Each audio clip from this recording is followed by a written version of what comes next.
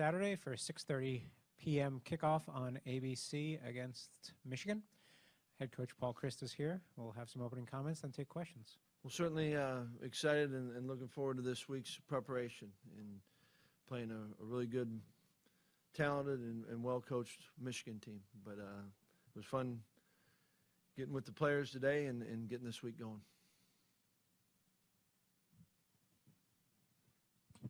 Rafael has a chance to break the program record for most field goals in a career. When you think of what he has meant to this program over the years, what comes to mind? Well, there's a lot that comes to your mind when you think of Hoff, and to put yourself in that position, consistency comes up, and I also think that what's great about the game of football is it doesn't just happen, and that's defenses, offenses, special teams, putting them in those positions, but it's there's a durability to it, there's consistency to it, and there's a execution component to it. So I think there's a lot of things that go into what makes Hoff good, and I've been fortunate to be around it. Jason. Paul, how much talent do you see on this Michigan defense, and what challenges do they present this week? Well, it's a very talented football team, and I think they do a great job of the design of it.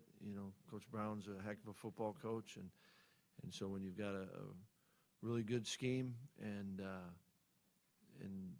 talented, like you said, really talented football players, and they trust it, and I think they trust themselves, and they're playing really well right now.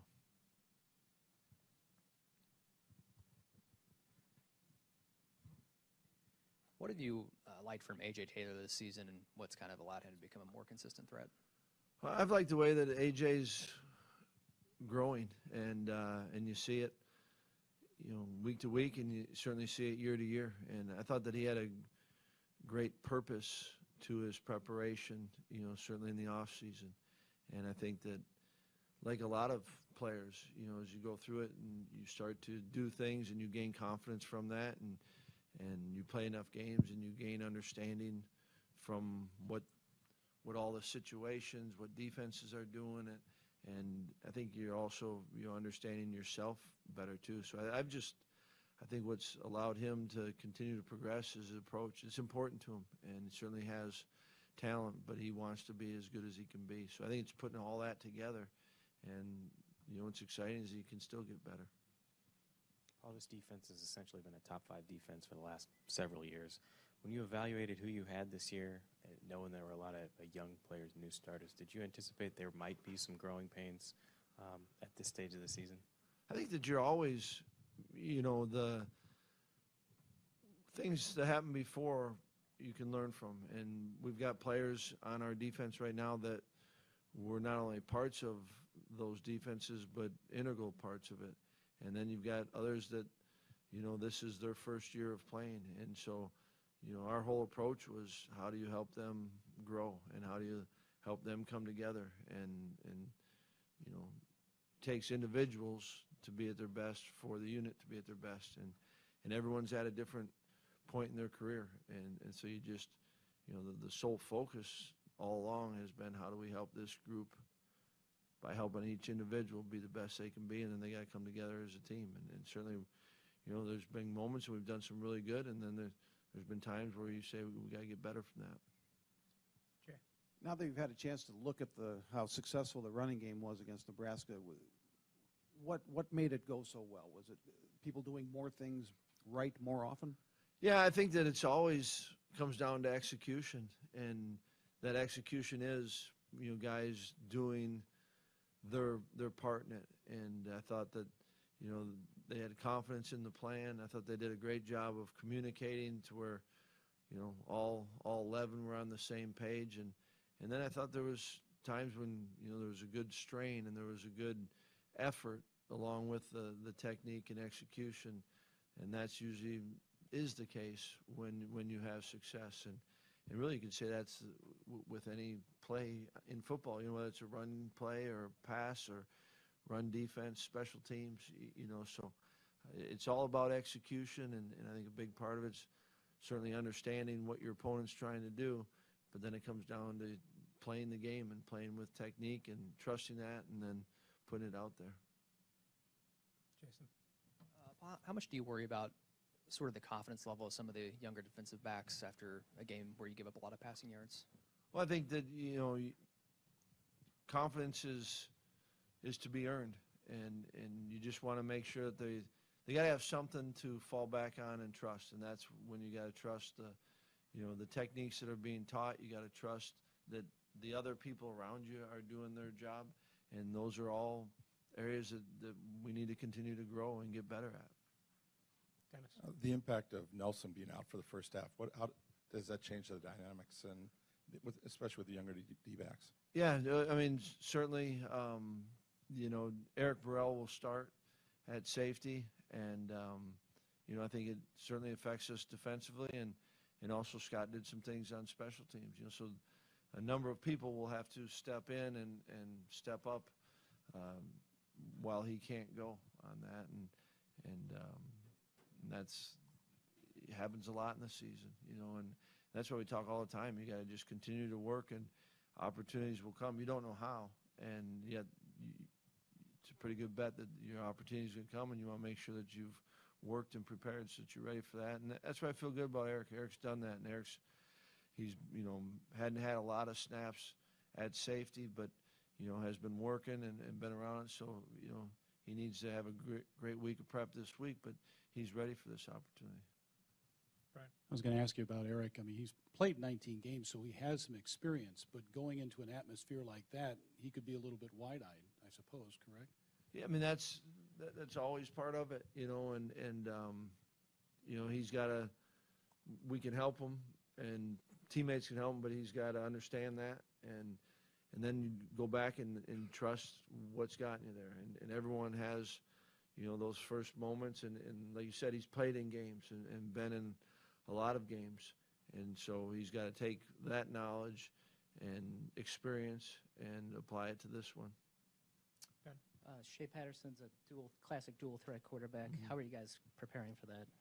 Well, I mean, certainly the quarterback's a big part of any offense, and certainly Michigan's offense, and when you've got to defend the whole offense first, and then that the big part of that is his ability to, as you say, threaten you a number of different ways, and so it always comes down to playing assignment football, and then once any play declares itself, then you got to try to get as many hats to it as you can. But I think he's continuing to get better and better, and he sure has been good this year. Yes. Well, Bradrick Shaw's been listed as questionable for the last couple of weeks. I know it's been a long road back since Right. his ACL injury. Is it reasonable to expect him to contribute at some point, or what are your hopes, knowing you don't want to bring him back too soon?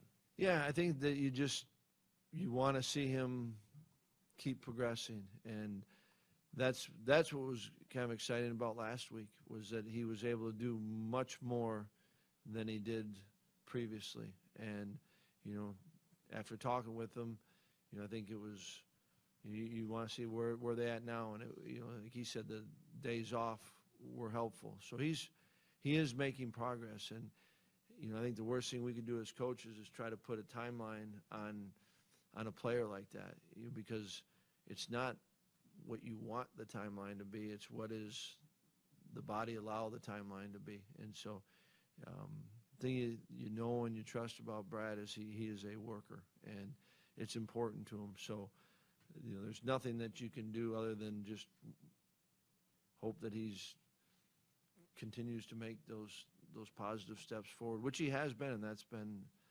uplifting, not just to me. I mean, guys around him. Brad's one of those guys they like him, and they know what he's gone through, and so you appreciate that. And so I don't know what the timeline will be, and Bradrick doesn't know. You just kind of keep going, hopefully taking positive steps each week and each day.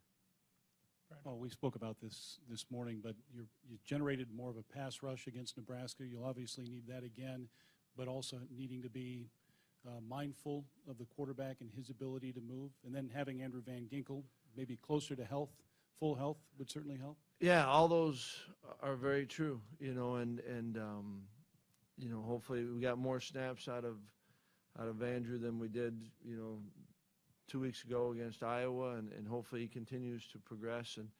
And as everyone knows, it sure helps your pass coverage when you get pressure, on a quarterback. And this one, they got a really good offensive line. Quarterback can extend and make plays. So that's not an easy task, but that's certainly something that, if we can get that going and create some, pressure, whether it's not necessarily even sacks, but just making the quarterback uncomfortable, any defense is better that way. So hopefully we can, continue to improve in that area. You look at the versatility of your running backs, and Groshek's the first guy that jumps out. What he brings to the team, is that something that just seems to be getting better and better every game?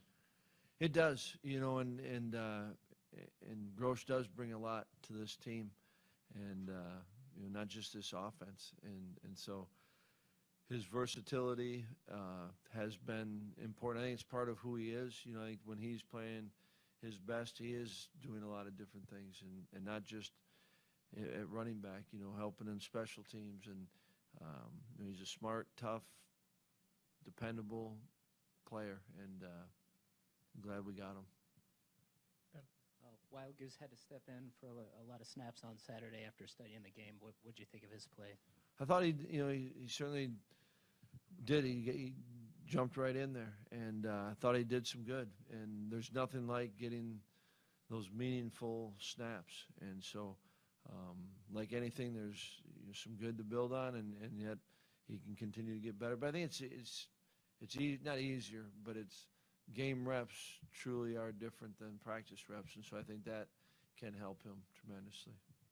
This offense has thrived in recent years using the jet sweep. How do you decide going into a game when you'll use it, how often you use it? I know Cruikshank's been involved there, and Right. what players you'll use in those situations. Yeah, I mean, it's just certainly some of it's dependent on how the opponent is playing you, and if it works or not when you call it. Anything else for Coach?